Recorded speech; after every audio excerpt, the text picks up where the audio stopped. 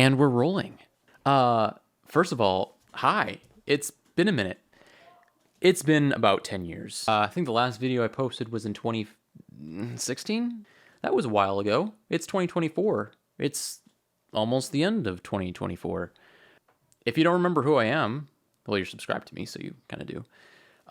Former name, NASCAR Racing is Cool 43.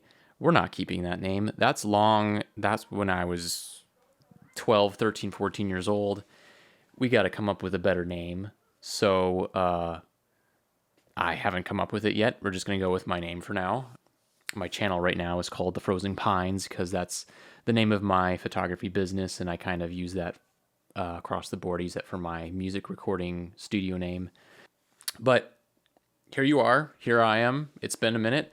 A lot has changed. A lot has happened in 8-9 years. So I'm about to give you guys kind of a recap of my life, and I promise it's relevant and you're going to enjoy this, I hope. So obviously growing up, I was a big NASCAR fan, doing unboxing videos, diecast collection videos, custom paint scheme stuff, sim racing, stop motion videos. NASCAR has been a huge part of my life since I was a kid. And growing up, I went to college, went to school for graphic design.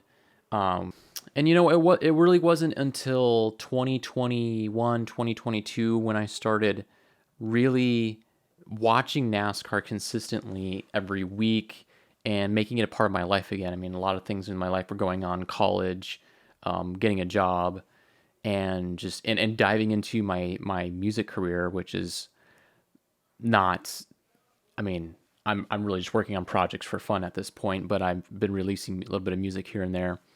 And I'm a man of many enjoyments, of many hobbies. So I like to do a lot of different things. This is where the story gets interesting. So I'd always wanted to go to a NASCAR race with my parents. I thought it'd be a really fun family vacation type thing. I had never been to a race. I'd been to tracks. In fact, I had the opportunity of getting a private tour of Richmond Raceway back in 2022. It was a really great time, really cool opportunity. I got to even drive around the track, and it was really fun. But I had never been to a race. I've been to Sonoma. I've been to Richmond. I'd never been to a race.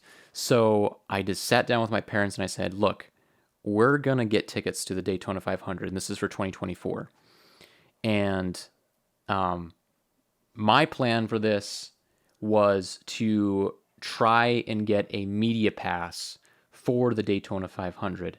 Now, my strategy wasn't terrible because for the last 4 years, of course, this was almost a year ago, so almost 3 years at this point, I have been a full-time photographer and editor for a magazine publishing company here where I live in Fargo, North Dakota.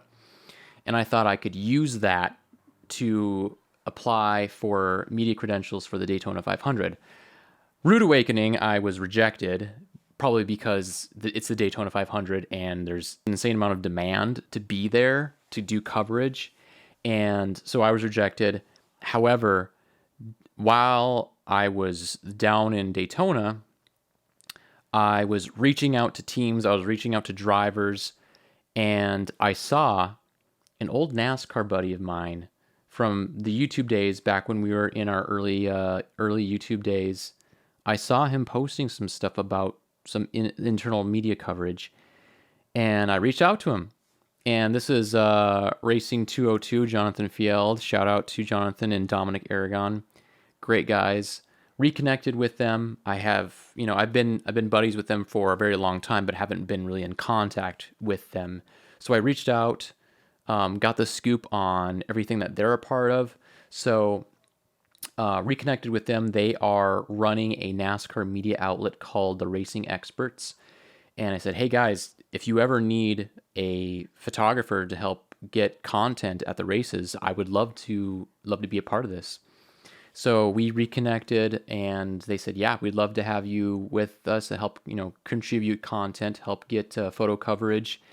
And so backing up a little bit, at the Daytona 500, that whole trip was kind of a bust because As everyone knows, the race got postponed because of weather to Monday.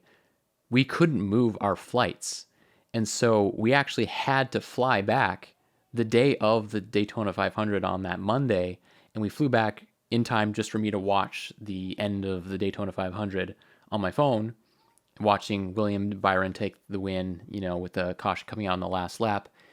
And growing up a big Jeff Gordon fan, it was cool to see the 24 win. I wish I'd been there in person to see it, but now fast forwarding back to reconnecting with Jonathan and Dominic.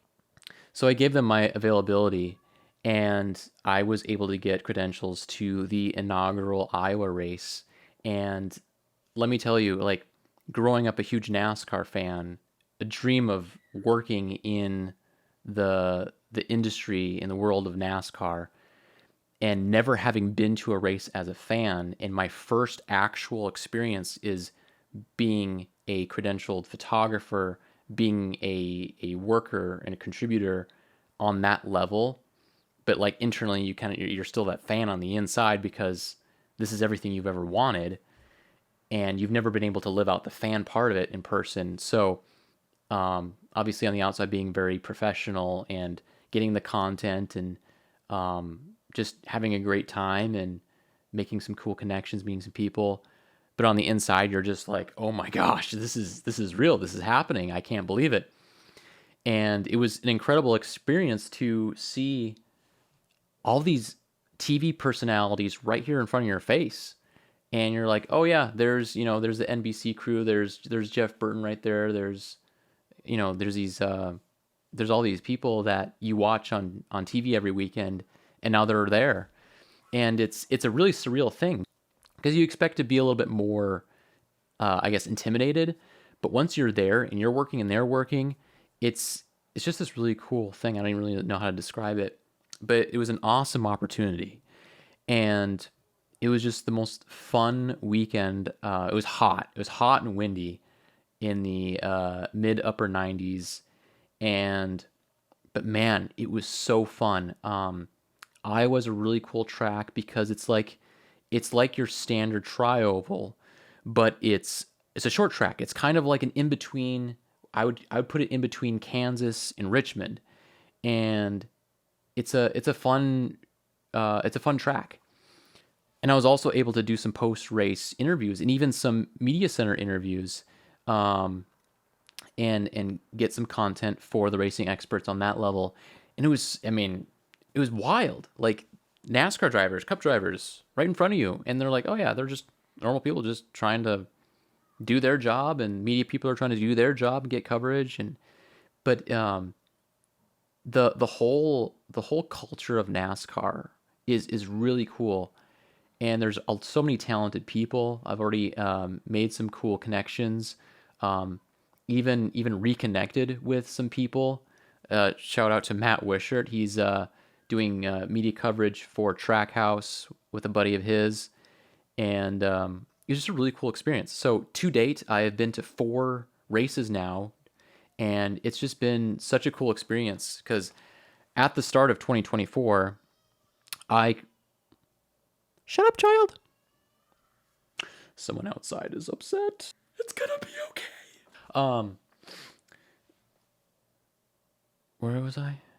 I have to back up a little bit. 2023 was a difficult year for me on a lot of levels, and at the end of it, I was like, there was so much disappointment in the year of 2023 for me that I knew that I needed to make a list for 2024. And so at the beginning of 2024, I didn't want to just make a New Year's resolutions list. I wanted to make a dreams and goals, like a checklist of like a bucket list of things I want to do, things I want to accomplish, places I want to go. And it's something that I could check off. So whenever I'm having like a bad day, I can look at these dreams that I've had and like say, oh yeah, I fulfilled that dream. I can check that off.